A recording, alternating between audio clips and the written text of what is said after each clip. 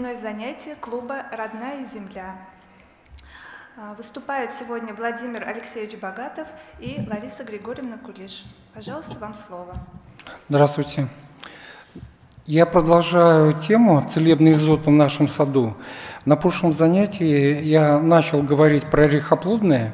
Вот сегодня я продолжу эту тему. Была такая заявка от садоводов рассказать про орехоплодные. Так, и расскажу о тех, которые мало известны, которые не на слуху. Грецкий орех-то все вы слышали. Вот орех черный. Орех черный, он из Северной Америки. Довольно-таки крупный, до 5 сантиметров, съедобный.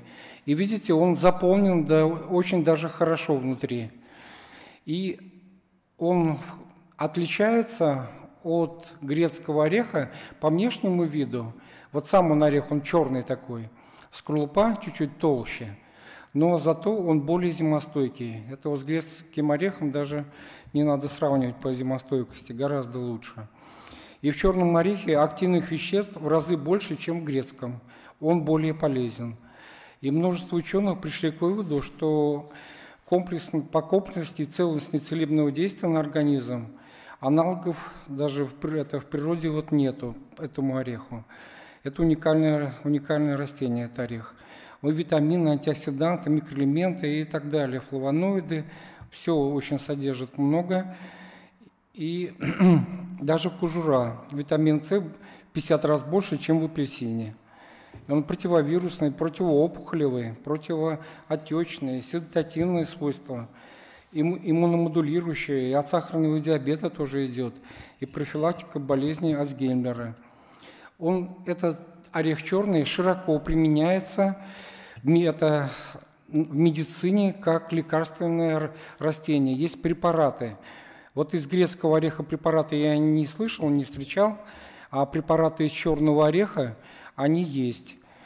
И, в общем, он гораздо зимостойкий, как я сказал. Вот пишут, что выдерживает заморозки до минус 38 градусов. Это вообще даже прекрасно для нашей средней полосы. Так. Вот следующий орех. Так. Следующий орех это... нет, сейчас назад. Это ланкастерский. Вот орех маньчжурский. Следующий орех маньчжурский. Орех маньчжурский у нас в Чувашии встречается. Это, значит, у нас в центре города есть орех маньчжурский на сквере на площади республики. Около Дома Советов есть вот этот вот орех маньчжурский. Чем он отличается от грецкого? В общем, листья у него гораздо длиннее. Это дерево очень мощное. И листья, вот у меня в кабинете в ботаническом саду, я специально даже вот на стену высушил, повесил 1,20 м, это длиной у него листья. Вот дети приходили на экскурсию, они кричали «пальмы, пальмы». Еще на юге не были, вот уже подумали, что это пальмы. Но, конечно, у него рекордная зимостойкость у ореха маньчжурского. Он уже там до 40 градусов может выдерживать. Но, конечно, он гораздо уступает грецкому ореху по наполненности внутри скорлупы эндосперма.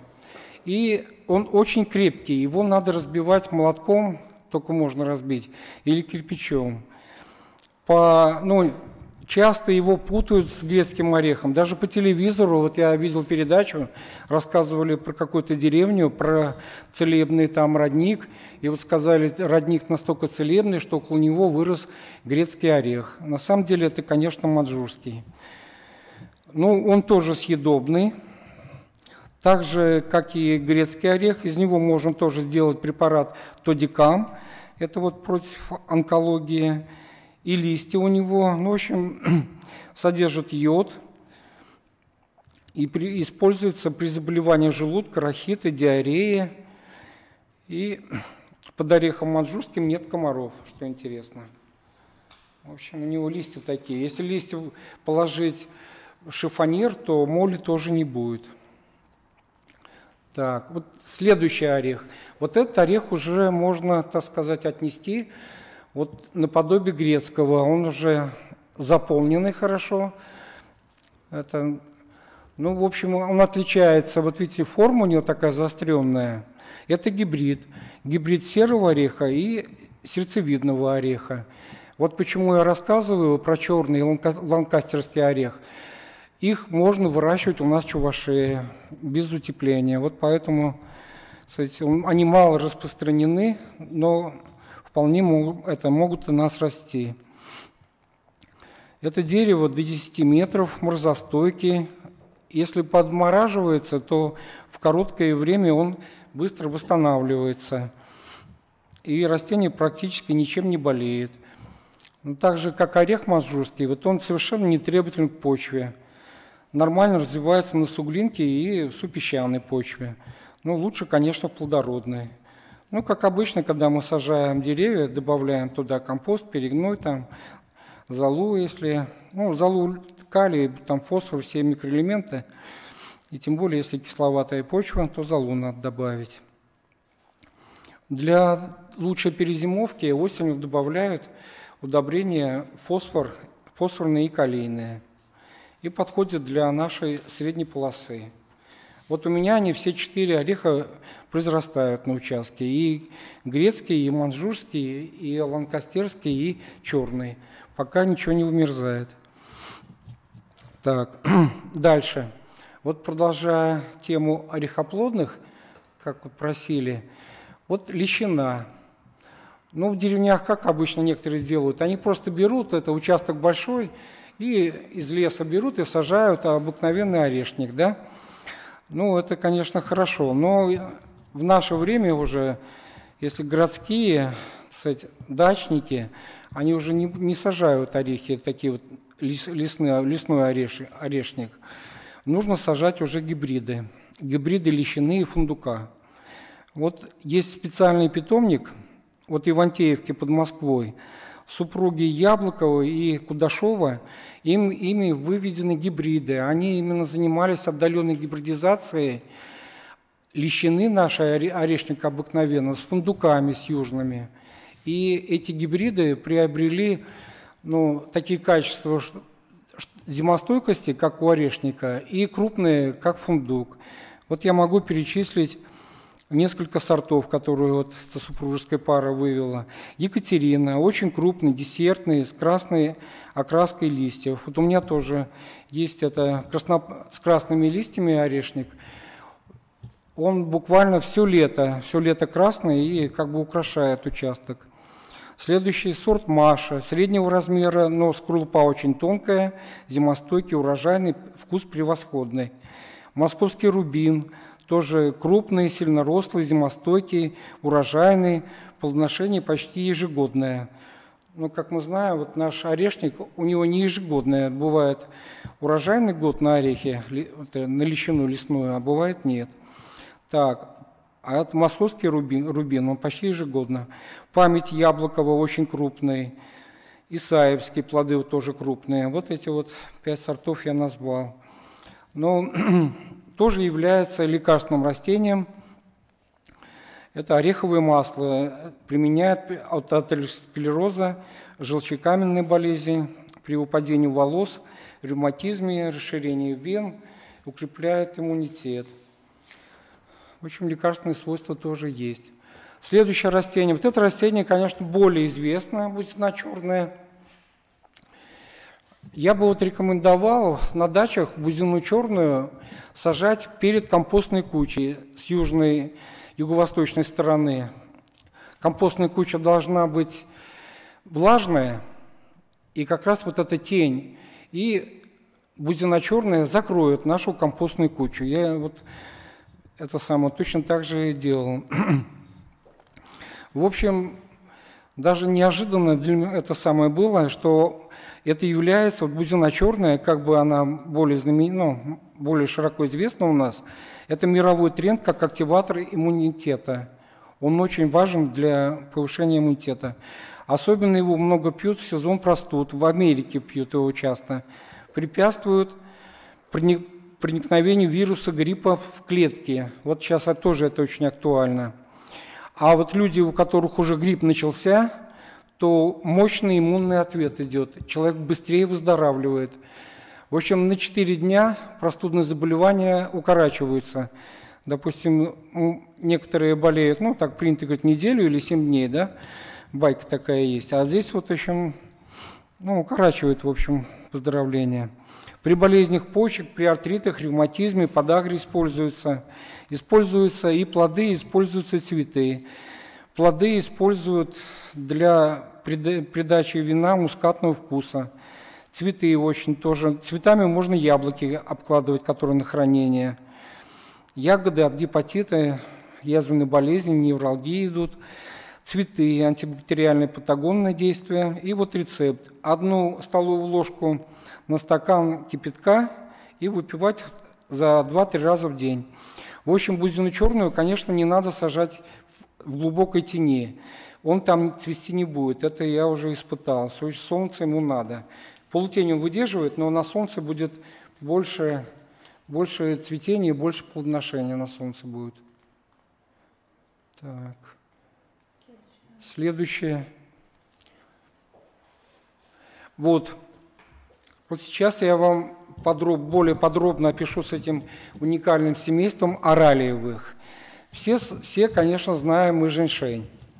Но выращивать женьшень, ну, как сказать, это капризная культура, очень капризная. Нужно делать панаксарий, нужно почвенную смесь делать такой, чтобы рука чуть ли не до плеча уходила в землю.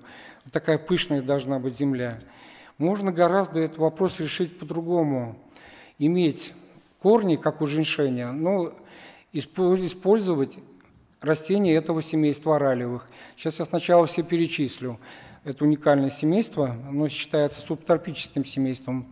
Первое, значит, как самое низкое, это женьшень, потом идет элеутерокок, следующее, после женьшеня идет заманиха, эхинопанакс, после эхинопанакса идет элеутерокок, он повыше, потом чуть-чуть повыше элеутерокок, акантопанакс, потом далее оралио-манжурская, и последнее калопанакс. Калопанакс только у нас расти не будет. Это Юго-Восточная Азия, где потеплее. Но нам хватает того, что у нас элеутерокок растет.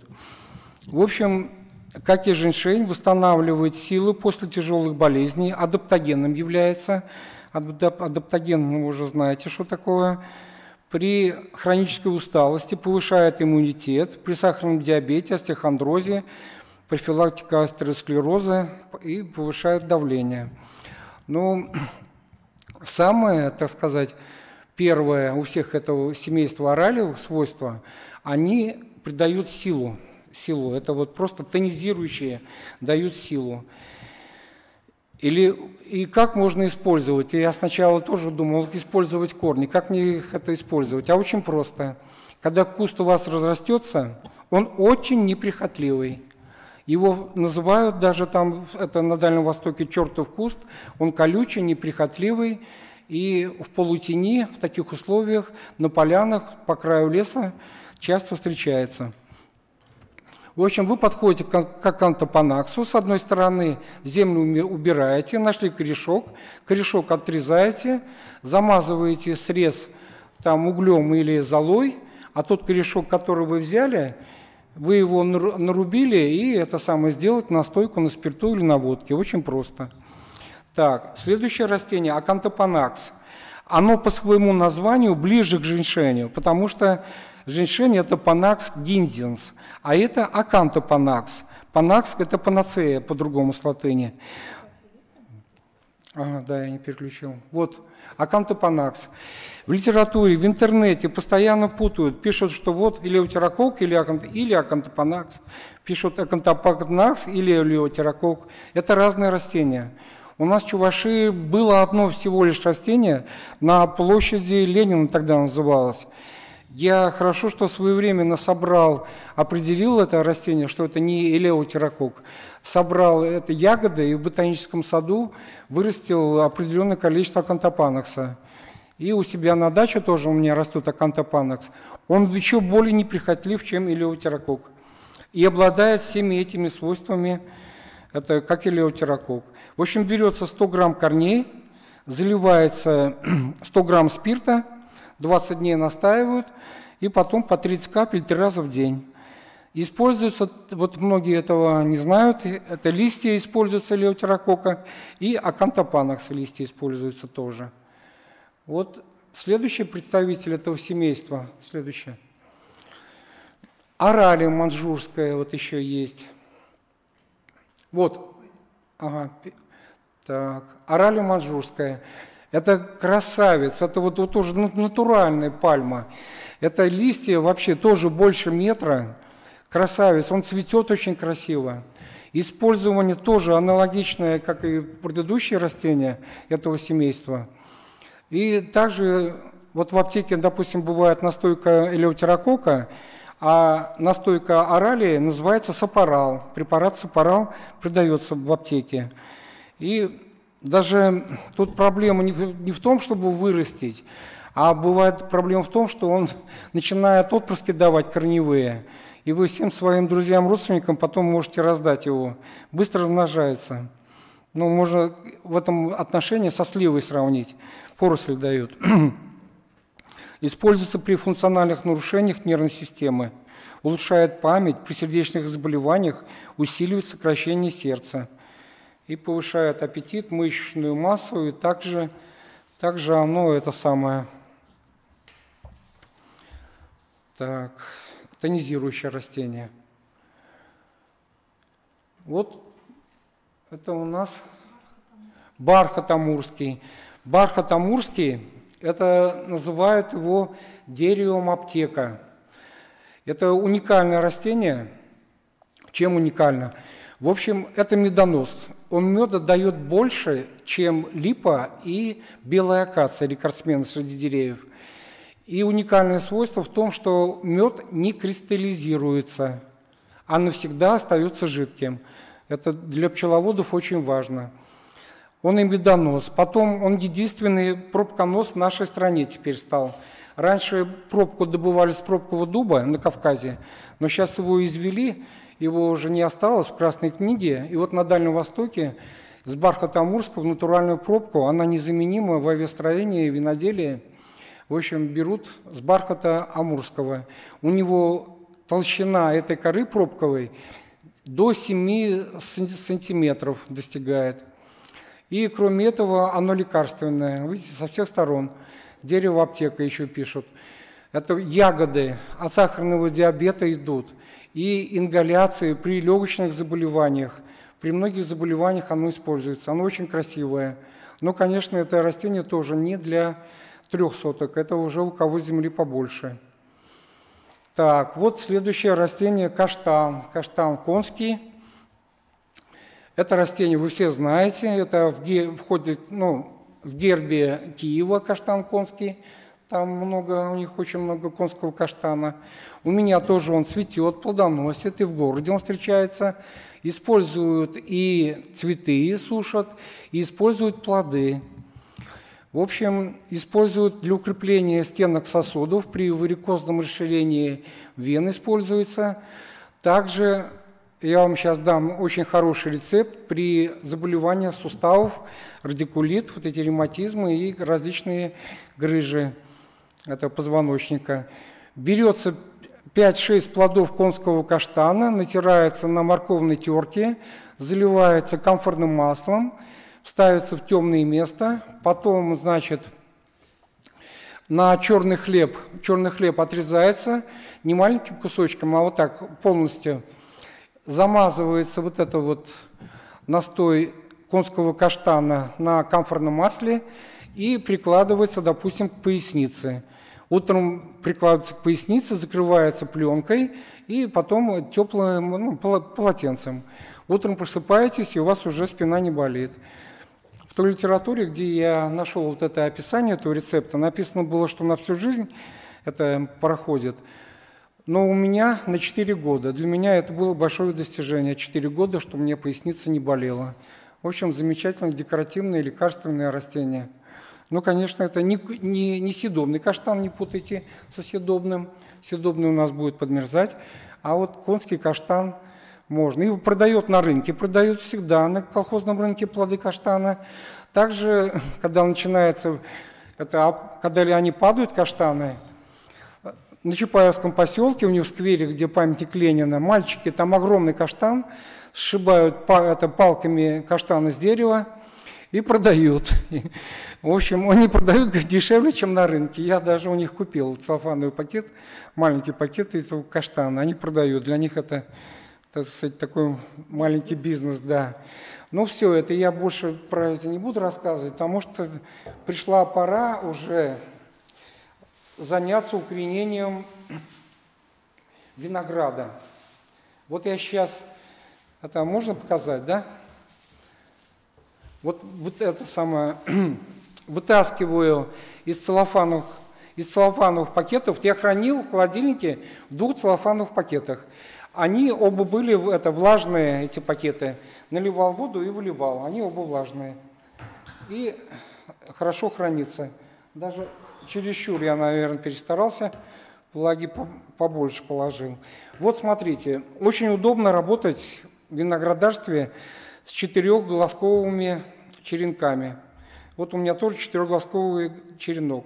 Для укоренения, значит, с верхней стороны режем подлиннее, примерно сантиметра 2-3.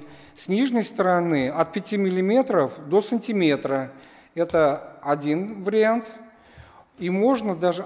делаем ослепление. Нижний глазок мы удаляем. Потом можно даже выше. Это один способ, вот 5-10 это миллиметров. А можно даже этот глазок с противоположной стороны наискосок вот так вот отрезать. Все, у нас готов черенок на укоренение. Не думайте, что поздно это делаем. Через 20 дней у вас уже появятся корни. И до лета они вырастут.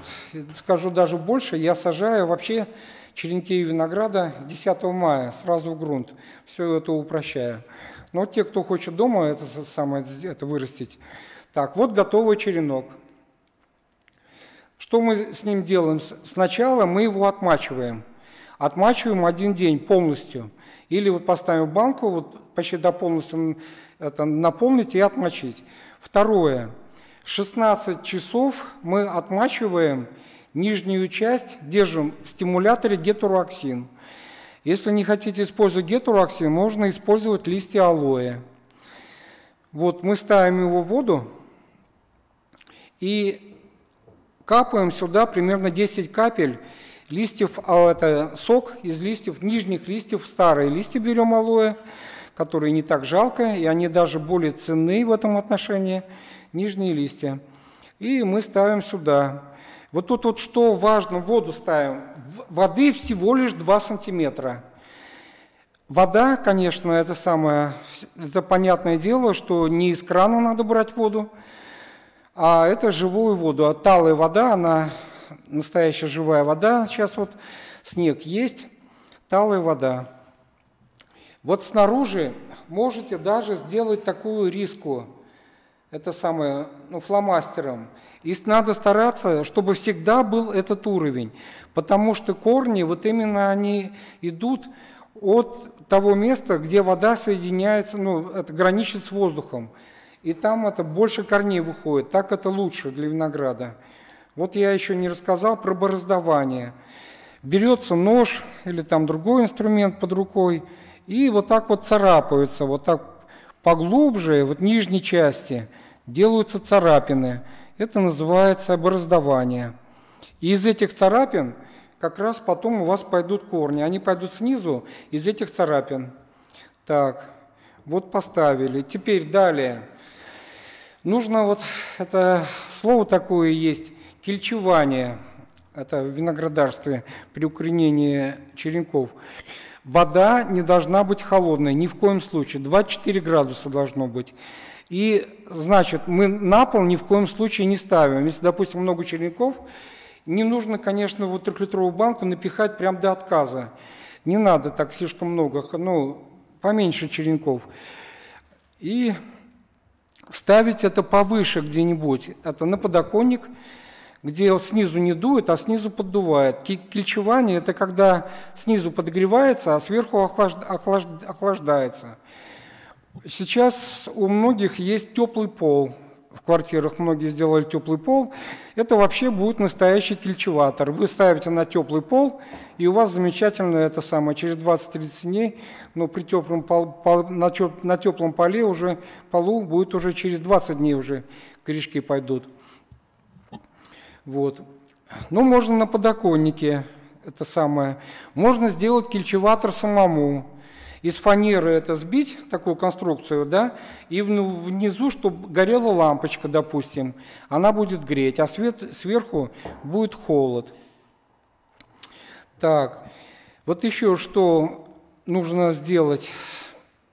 Еще будет лучше, если вы сверху обмакнете в парафин, ну, свечку обыкновенную. Не чистый парафин, а вот половина парафина и половина горячей воды. И вот вы, значит, окунаете вот эту вот верхнюю часть. Некоторые там в всяких роликах показывают, только окунают это вот, ну, только конец. Нет, лучше побольше окунуть. И это будет защищать от высыхания, вот это вот парафин. Побольше, не только конец, а вот чуть побольше можно окунуть. Это два момента. От высыхания и задерживает прорастание верхнего глазка. Самая большая проблема, если у вас внизу не будет тепло, а сверху, допустим, не холодно, то могут пойти побеги сверху, а снизу корни не пойти. Но если такое случится у вас, побег пойдет сильно в рост, можете чуть подождать, это могут запоздать, попозже корешки пойти. Но еще можно применить такой вот способ. У вас, допустим, пошел в рост, а снизу корней нету. И вы вот этот побег можете прищипнуть, который в рост пошел. И можно прям пониже, оставив листочки. Листочки оставляете, а побег прищипнете. И у вас проснутся боковые побеги. В общем, почему я все время говорю глазок, а не почка? Потому что он тем и отличается, что виноградный глазок может включать в себя до 7 почек, различных почек. Одна почка – цветок, другая почка, допустим, это самый усик. И несколько почек могут, я сказал, вот спящие почки – это ростовые. И поэтому он называется не почка, а глазок. Еще вот есть интересные способы для проращивания винограда. Можно обмотать здесь мокрой тряпочкой, потом, значит, целлофановый пакет, вот так вот обмотать эту часть, здесь аккуратно все завязать сильно и использовать тепло, которое идет от холодильника. Странно звучит, да? Тепло от холодильника, но сзади холодильника решетки, они теплые. И вы вот на эту решетку можете положить. И у вас тоже это самое пойдет укоренение. И таким же способом некоторые кладут на шифонер. Тоже ткань влажная, оборачивается пленкой и кладется на шифонер. В общем, способов много. Можно даже сделать так. Вот берется пластиковый стакан, сверху здесь берется земля, набивается, снизу в банке подставка, ставите черенок в воду. Черенок в воде находится, а здесь браздование, все вы сделали, а здесь земля влажная. И дает корни, вот это вот самое, он находясь вот низ в земле, а верхняя часть, то есть низ в воде, верхняя часть в земле. Вот такой оригинальный способ тоже есть укоренения. Вот еще что хочется сказать, это очень важно.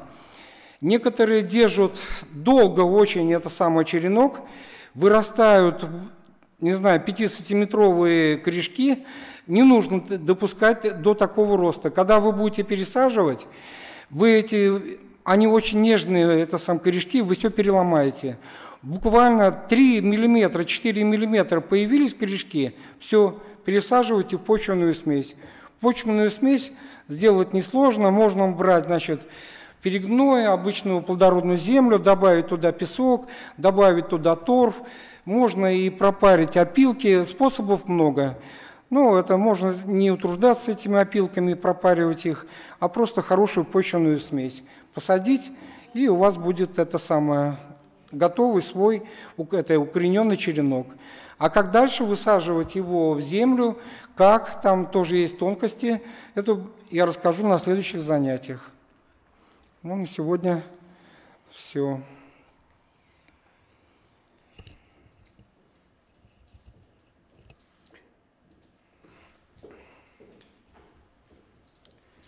Добрый день, дорогие друзья.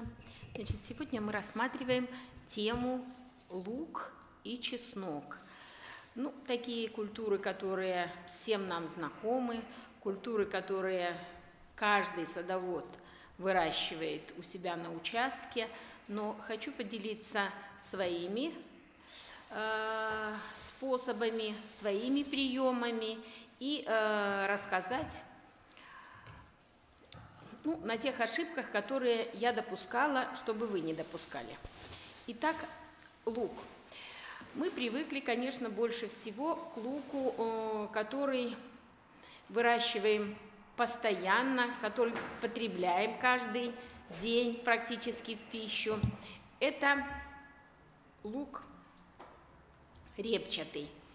Вот лук репчатый наиболее чаще встречается, но разновидностей лука очень много. Сейчас я вам перечислю, останавливаться на этом не буду, но я сделала ссылки и под этим видео, и ссылки зайдете ВКонтакте, там еще больше, и в Одноклассниках познакомитесь. Это лук репчатый, лук шалот, шнит лук, медвежий лук, или его еще называют черемша, многоярусный, парей,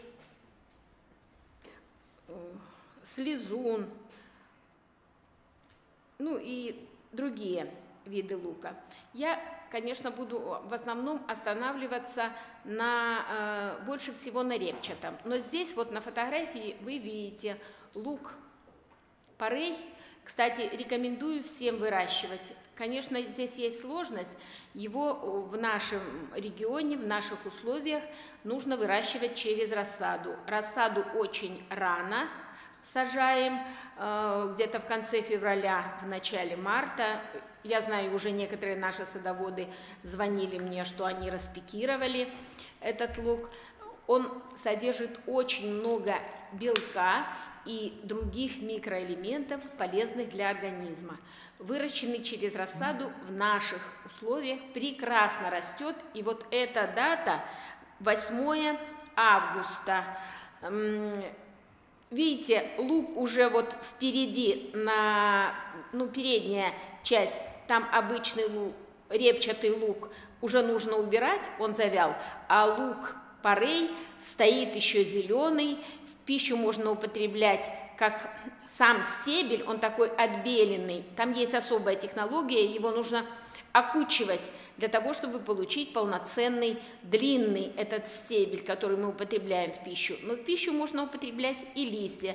Видите, вот даже не 8, 13 августа. Он стоит еще зеленый, убирать можно до октября. Более того, его даже можно оставлять в зиму, и я тоже оставляла в зиму. Он перезимовывает, но на следующий год он дает стрелку, отрастает. Но, по крайней мере, его можно употреблять в пищу. Вот лук я вам, видите, показываю. Это 25 мая. Вот он отрос, тоже соломы нет, другой никакой мульчи нет. Я использую просто обычные из-под яиц ячейки из-под яиц. Режу и вот так раскладываю. К концу лета они все разлагаются, они защищают грунт от влаги, чтобы влага не терялась. Вот здесь тоже лук-батун, внизу ячейки лежат. И обычный репчатый лук. Это 13 августа. Тоже лук парей еще маленький растет, да, а этот очень большой. Так, дальше. Ну, сразу покажу все фотографии. Это чеснок. Так я храню чеснок, храню в 3-литровых банках, донышко обрезаю корни и подпаливаю над газовой плитой. Так я храню, сушу лук, здесь и однозубковый, как бы, не зубковый, он даже одноростковый и многоростковый шалот. Вот эта грядка, специально показала эту фотографию, я вам раньше рассказывала, вдоль грядки лука я сажаю морковь. Видите, вот посажена. Морковь, она отпугивает луковую муху, как бы защищает от луковой мухи своим запахом. Это уже готовим лук, ну, досушиваем в ящиках. И лук, в отличие от чеснока, нужно хранить на солнышке, сушить на солнышке, а чеснок лучше хранить в тени, чтобы не было попадания прямых солнечных лучей. Так, что-то не листается или все уже?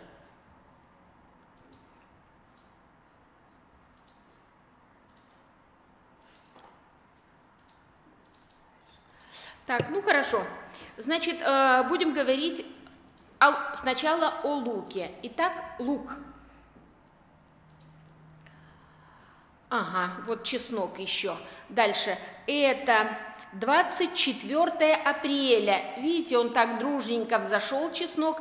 Вот его сразу в это время, как только он появился, очень хорошо подкормить любым азотным удобрением. Это может быть минеральное удобрение, мочевина, селитра, в общем, любое азотное удобрение. Если у вас есть куриный помет, можно куриным пометом. То есть нужно дать чесноку силу. Обязательно порыхлить почву, потому что под снегом, под дождями почва уплотнилась. Обязательно, значит, нужно порыхлить и подкормить.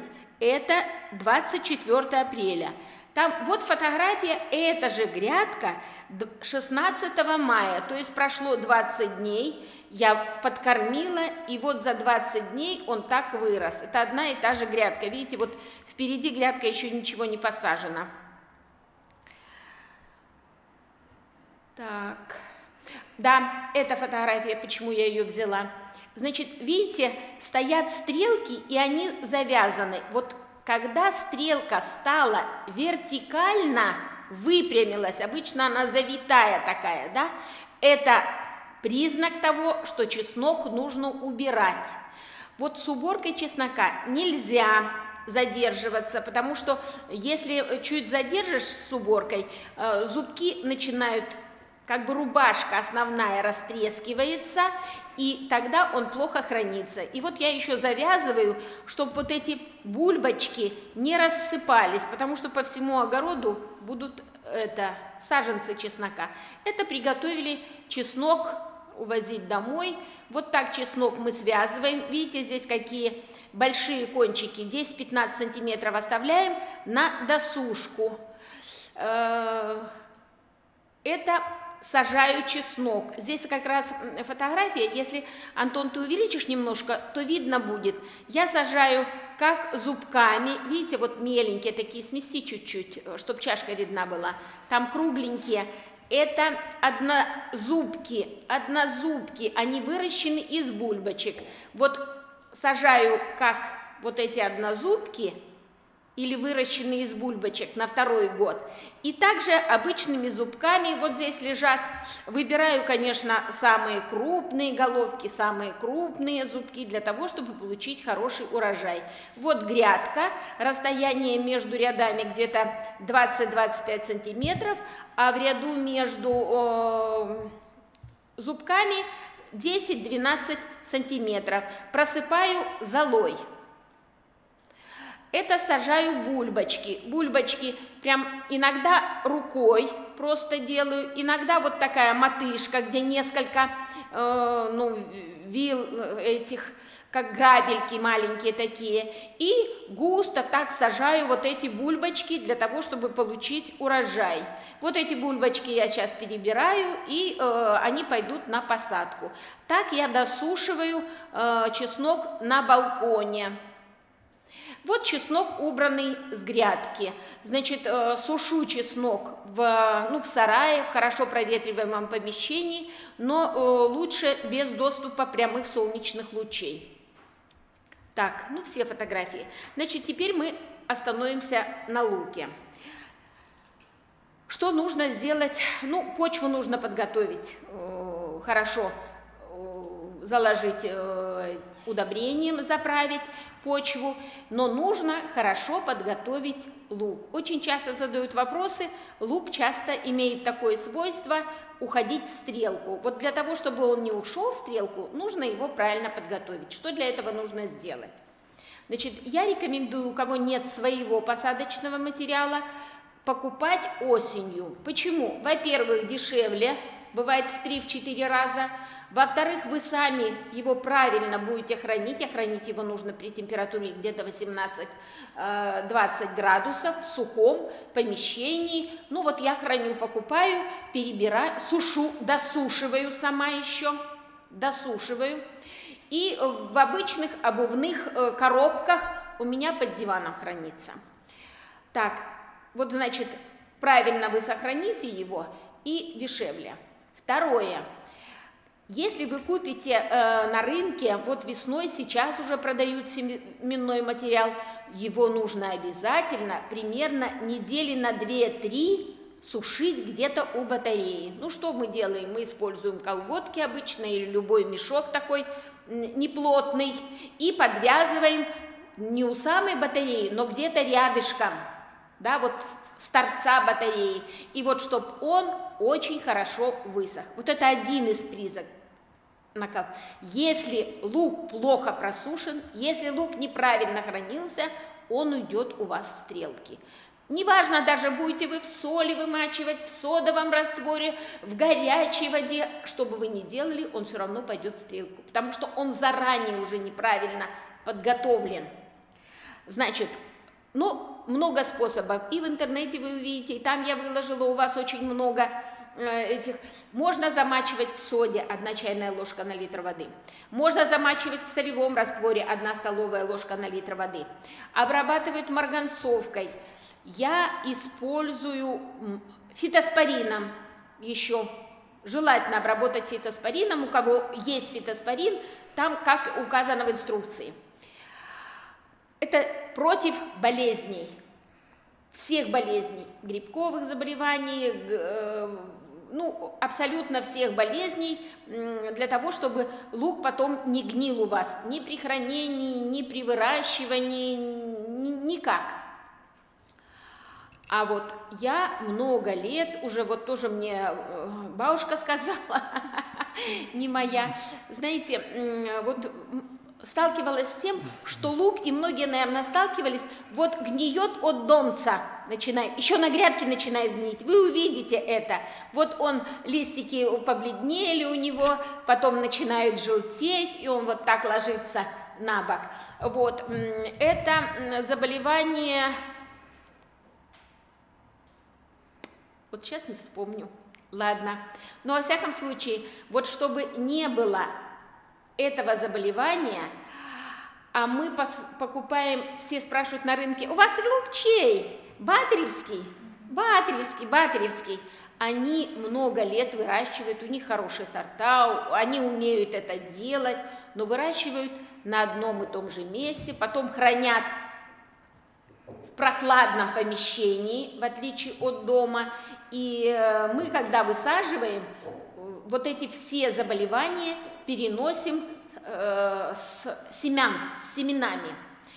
Вот я прогреваю воду, наливаю, я лук готовлю так, в 3-литровую банку засыпаю лук, уже заранее подготовленный, обрезаю точку роста в роликах посмотрите. Обрезаю точку роста, засыпаю в банку, обрабатываю марганцовкой где-то 10-15 минут, выливаю и заливаю горячей водой, где-то 50-60 градусов. И вот так стоит у меня, ну, минут 20, ну, практически вода остывает. После этого высушиваю и начинаю сажать. Далее еще хочу на что обращать внимание. Когда вы сажаете лук и чеснок, то нельзя сажать там же, где вы в предыдущий год был. На прежнее место нужно возвращать не раньше, чем через 3-4 года, так как накапливаются болезни, и чтобы они не перенеслись на ваш новый урожай, значит, нужно обязательно соблюдать севооборот. Следующий момент. Лучше сажать, в ролике выложено, очень коротко скажу, после кабачков, после томатов, лук можно сажать, много очень культур, все тыквенные, вот, но не рекомендуется сажать после огурцов, не знаю почему. Что? После картофеля? Не знаю, вот после картофеля. Вот лучше всего сажать там, где капуста, редис, кабачки, томаты, вот такие культуры. Дальше. Что у нас еще нужно сказать по посадке? Да, после посадки я лук обязательно подкармливаю. Вот сразу, вот вы видели, я вам показывала, где-то сантиметров 5 отрос, я подкармливаю. Подкармливаю зеленым, в это время уже крапива есть, зеленым удобрением. И проливаю, я проливаю раствором нашатырного спирта. Есть разные рекомендации от луковой мухи. Лед луковой мухи начинает, когда начинают цвести одуванчики. Вот это запомните. Одуванчик зацвел, значит, полетела луковая муха, и чтобы она не поразила ваш лук, вот мало моркови, сажаете вы морковь вдоль грядки, но еще хорошо обработать отпугивающим чем-то. Вот я раскладываю полынь, если есть, обрабатываю нашатырным спиртом 2 столовые ложки на ведро воды. Просто проливаю после полива, не по сухой земле, поливаю и так делаю примерно 2 раза за лето. Во-первых, это подкормка, азотное удобрение, нашатырный спирт, это азот, это мочевина. Аммиак, вернее, простите. Вот. И подкормка, и отпугивает муху. Дальше. Есть метод подсаливания земли.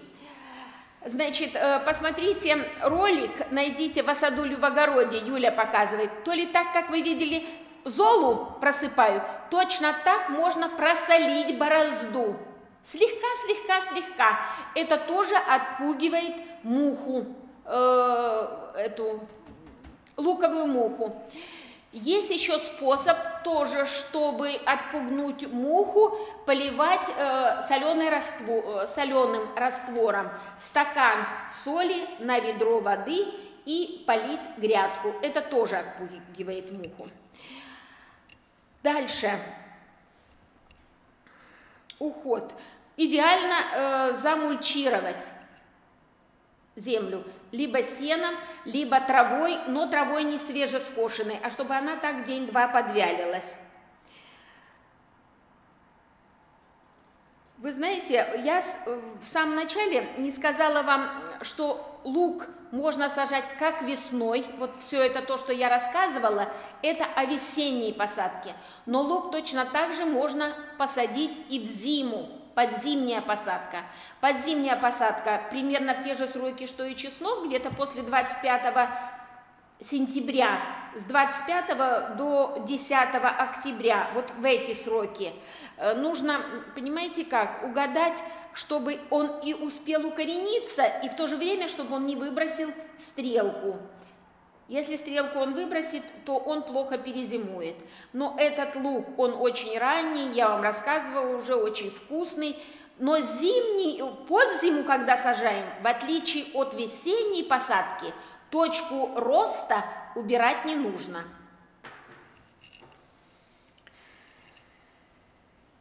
Дальше. Значит, за месяц до уборки лука нужно прекратить всякий полив. Но в это же время, за месяц примерно, так же как лук, так и чеснок, я поливаю зольным раствором. Тогда он лучше хранится. Это калий, он как бы способствует лучшей сохранности лука, ну, в зимнее хранение. Вот у меня сейчас прекрасно еще есть свой лук, и мы кушаем и лук, и чеснок, все еще сохранилось. Так, собирать. Когда же убирать лук? Вот лук вы увидите, ну, во-первых, по погоде, но я помню, еще мама мне сказала, как только дождь, ну, лук уже готов, как только дождик выпал, нужно в этот же день убрать, потому что он начинает потом расти. Ну, вот по-разному бывает. Вы знаете, помню, однажды МЧС прислала сводку, что пойдут сильные дожди, лук как бы еще не дозрел, ему бы еще постоять немножко, потому что должна высохнуть вот шейка эта луковая. Перед уборкой я, как правило, его наклоняю, тот, который не полег, вот чтобы он лег и хорошо дозаривался как бы. Но это хорошо делать в сухую погоду. А если влажная погода, то тогда приходится убирать и уже тут изощряться, по-разному досушивать его. Нельзя опаздывать с уборкой лука, потому что, вы знаете, я не знаю, может быть, в деревне, вот многие скажут, ой, в деревне на этот лук не обращают внимания. Ну, в самом деле так. И раньше так было, может, и мы вначале тоже не обращали внимания.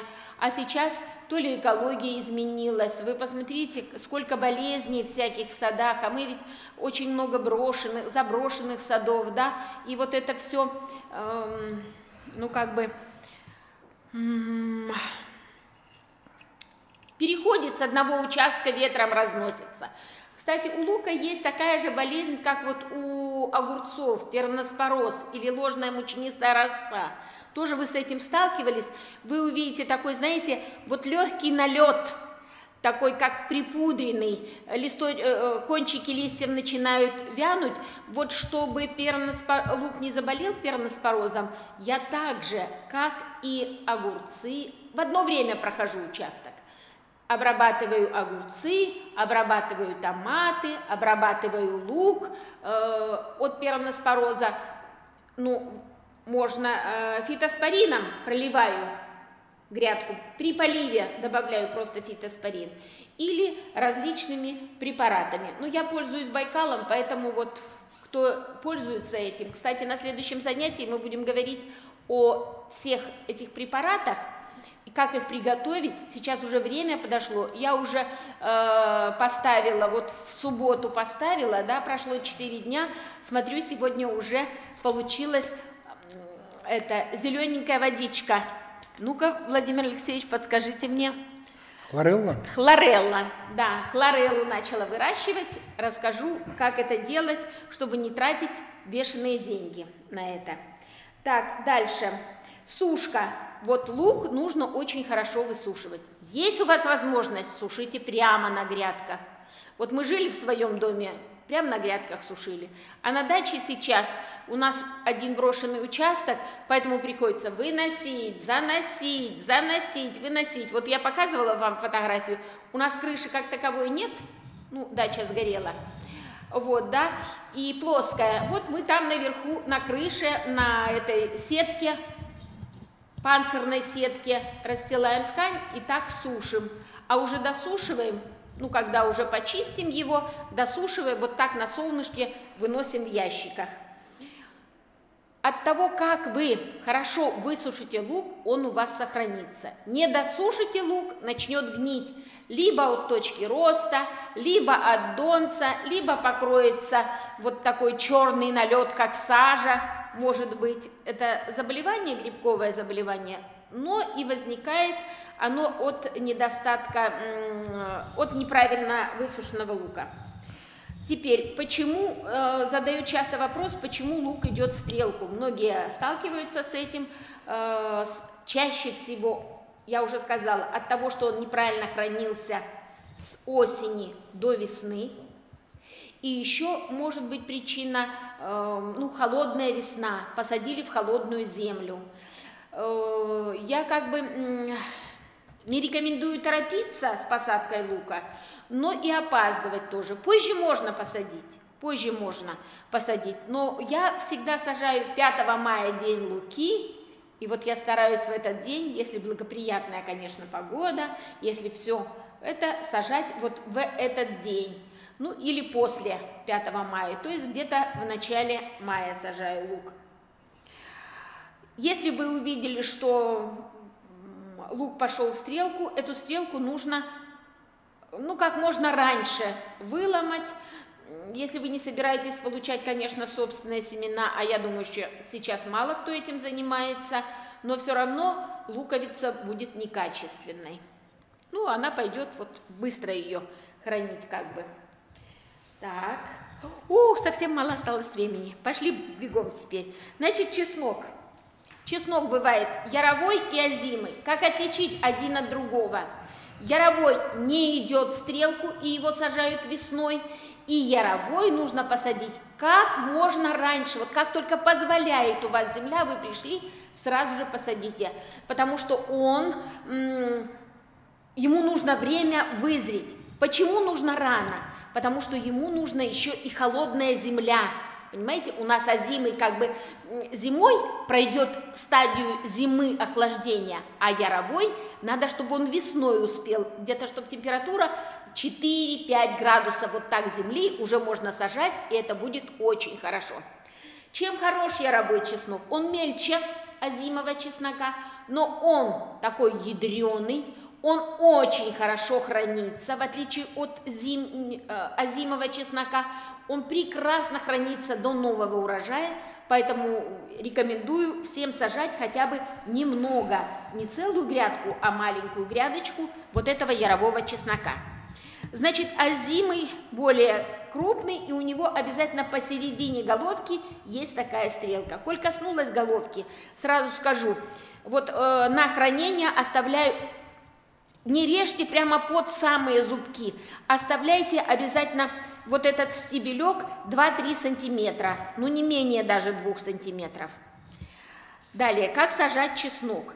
Чеснок, тот, который мы сажаем осенью, я готовлю за месяц до посадки, разбираю на отдельные зубки, за неделю примерно выношу в прохладное помещение, это в сарайчик, для того, чтобы температура была примерно такая же, как на улице, чтобы он привык.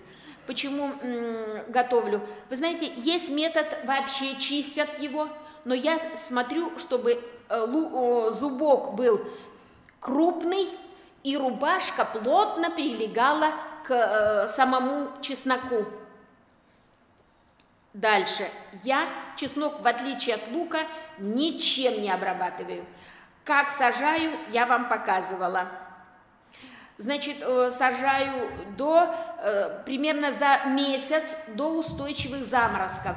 Это с 25 сентября до 10 октября. Нужно, чтобы он ушел в зиму с хорошей корневой мочкой. Тогда он хорошо перезимует. Последние годы, в прошлом году соседка приходит, у меня говорит, весь чеснок погиб. Да, мне пришлось давать ей свой чеснок для того, чтобы она посадила. Можно и подзимний чеснок посадить весной, но вырастет один зубок. Он может вырасти крупный, но один. На переработку он, конечно, пойдет. Так, еще, так же, как и лук, за месяц нельзя поливать, так же, как и лук, я проливаю золой. Любит рыхление, поливаю, подкармливаю. Вот я показывала вам фотографию. Особенно важно подкормить в первые, как только он вышел из зимы, как только взошел. И обратите внимание, если вы увидели, что у вас кончики чеснока пожелтели, это тоже признак того, что не хватает азотного удобрения. Быстренько разведите любое азотное удобрение, которое есть, пролейте, и он у вас поправится. Как убирать, я вам уже показывала, когда вот стрелка стала вертикально. Но в процессе роста стрелки желательно все убирать. Тогда головка будет крупнее. Убираю, я эти стрелки использую потом в пищу, пропускаю через мясорубку, добавляю соль, засаливаю в баночках и использую вот для приготовления борщей, добавляю в салаты, одним словом, использую. Не выбрасывайте, это ценный пищевой продукт. Сушить, я вам тоже сказала, лучше не на солнце, потом досушиваю вот на балконе. Хранить, обжигаю корни, прекрасно хранится в 3-литровой банке, но нельзя закрывать. Это может широкое горлышко быть, ну вот складываю прямо в банки. И хорошо куда-то в прохладное место, такое, где там температура вот 18, у нас торцовая стенка.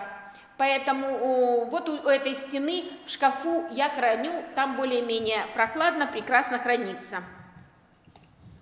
Ну вот, пожалуй, и все. Вопросов там нет? Нет. Что я хотела сказать вам по луку и по чесноку? Спасибо, Лариса Григорьевна.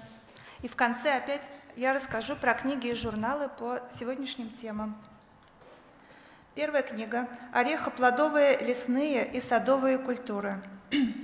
В этой книге описываются такие культуры: орех грецкий, миндаль, орешники, пекан, фисташка, каштан, бук, кария, кедровые сосны и другие орехоплодовые растения. Следующая – это у нас статья из «Приусадебного хозяйства» 2005, номер 9. Называется «Мои фундуки». Автор из Курской области рассказывает о выращивании на своем участке фундука. Следующая статья из журнала опять «Приусадебное хозяйство» 2007, номер 11. Автор уже из Воронежской области описывает, как выращивает у себя грецкие орехи. Называется тоже «Мои орехи». По луку и чесноку, значит, какие у нас книги? «Лук и чеснок на приусадебном участке», авторы Кокарева, Юрьева. Здесь в этой книге внимание уделено луку репчатому и чесноку, описаны их сорта, биологические особенности и способы выращивания. «Лук и чеснок на приусадебном участке». Еще одна книжка «Зелень, лук и чеснок для здоровья». Здесь автор, сейчас скажу, Геннадий Распопов, известный среди садоводов и огородников, рассказывает, как у себя выращивать чеснок и лук, салаты и шпинаты, получить полезный урожай без применения химии. Так, на сегодня это все. Следующее занятие 24 марта, в следующую среду. Ждем вас. Смотрите нас на этом канале. Всего хорошего. Будем готовить удобрения своими руками.